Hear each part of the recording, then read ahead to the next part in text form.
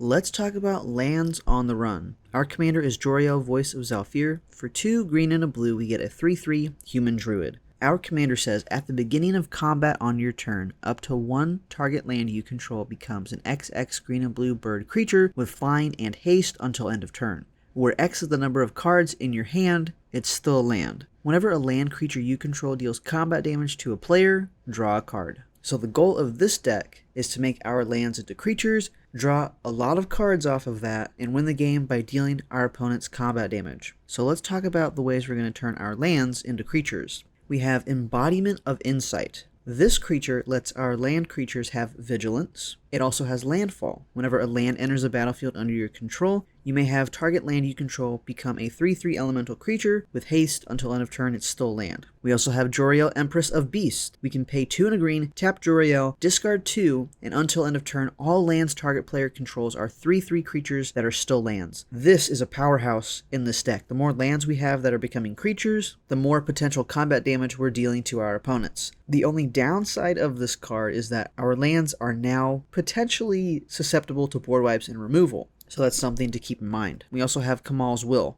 We get to choose one, but let's focus on until end of turn. Any number of target lands you control become 1/1 elemental creatures with vigilance, indestructible, and haste. They're still lands. This is another great one. We don't have to choose all of our lands because it lets us say any number, which is great, and they're indestructible. This is going to keep them from being destroyed, which is very helpful. We have Kamal, Fist of Krosa. We can pay a green and target land becomes a 1/1 creature until end of turn. It's still land, and it gives us, for 2 and 3 green, creatures you control get +3/+3 and gain trample until end of turn. So this does exactly what we would like to do. We have lands becoming creatures where they can potentially deal combat damage to opponents, and we can give them +3/+3 and trample, which hopefully they'll be able to get through whatever creatures our opponents have. Another powerhouse is Liege of the Tangle. For 8 mana, this is an 8/8 elemental with trample. Whenever this deals combat damage to a player, we can choose any number of target lands we control and put an awakening counter on them. Each of those lands are now 8/8 green elemental creatures for as long as they have an awakening counter on them. They're still lands. This is the end game card here.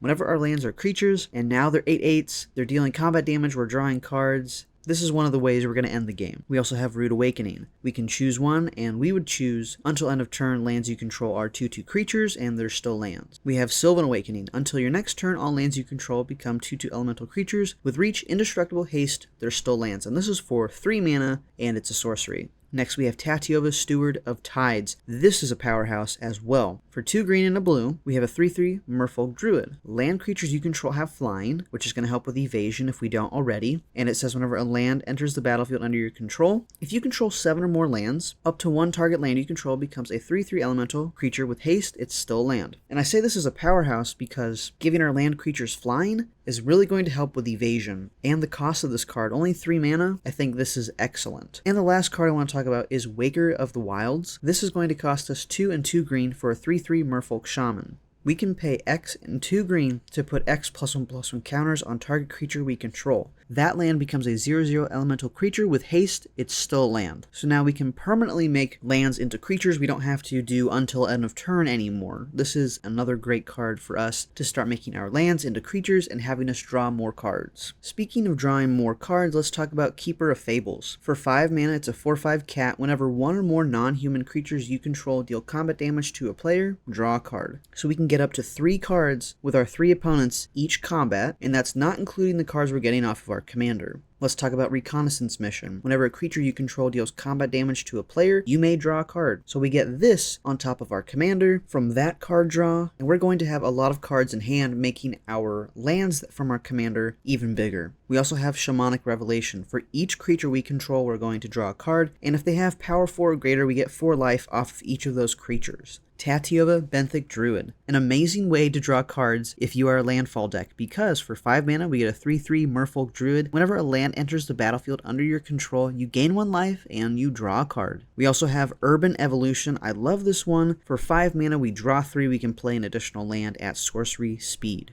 And since we're drawing so many cards, let's talk about Folio of Fancies. This is going to give players no max hand size. So we can pay X and X, tap it, each player draws X, or we can pay 2 and a blue, tap it. Each opponent puts the number of cards equal to their hand from the top of their library into their graveyard, so they're going to mill that much. I have this in the deck because no max hand size is going to help with our commander. We get that much bigger of a creature because of all the cards we're drawing, and that's what I'm focused on, especially at this budget for a no max hand size. Now, speaking more on Landfall, I have Rampaging Baloths. This is a beast that costs 6 mana, and we get a 6/6 with Trample. But whenever a land enters the battlefield under our control, which will happen a lot, we can create a 4/4 beast creature token. We also have Zendikar's Royal. Whenever a land enters the battlefield under our control, we get a 2/2 green elemental creature token. So we're going to get a lot of benefit off of doing what we're already doing, which is putting lands on the battlefield. I want to talk about 3 more cards. One of them is Perennial Behemoth. You can play lands from your graveyard and also has Unearth for 2 green. But the best part is, for 5 mana we can start playing lands from our graveyard if our lands are dying from whatever removal. This will be able to cover it, and I like that kind of backup. We also have Psychosis Crawler. Its power and toughness are equal to the number of cards in our hand, and also, whenever we draw a card, each opponent is going to lose one, and we're going to be drawing a lot of cards. So this is a great card for this deck, especially at 19 cents. Next I want to talk about Eudora Grave Gardener.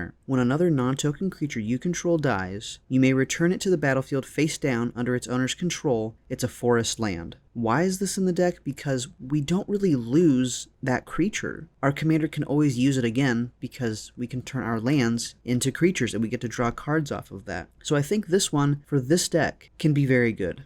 As for buffing our creatures, I want to talk about Jolrael Monvuli Recluse. Whenever you draw your second card each turn, create a 2/2 green cat creature token. It also has pay 4 and 2 green, so 6 mana. Until end of turn, creatures you control have base power and toughness XX, where X is the number of cards in your hand, which we care about. And we can make our creatures very big for just 6 mana. We also have Overrun, a classic card that's going to be able to get us all of our creatures a +3/+3 and gain trample. And we also have Thunderfoot Baloth. This has gone down in price. It used to be around a $2 card, and we're now seeing it at around 30 cents. For 6 mana, we get a 5/5 beast with trample. It says, as long as you control your commander, which we're going to want our commander on the battlefield for sure. Thunderfoot Baloth gets +2/+2, and other creatures you control get +2/+2 and have trample, which is going to help us with our lands. And the total price of this deck is $25, which I think is great for a budget deck. Let me know what you think in the comments down below about this deck, and you can also purchase it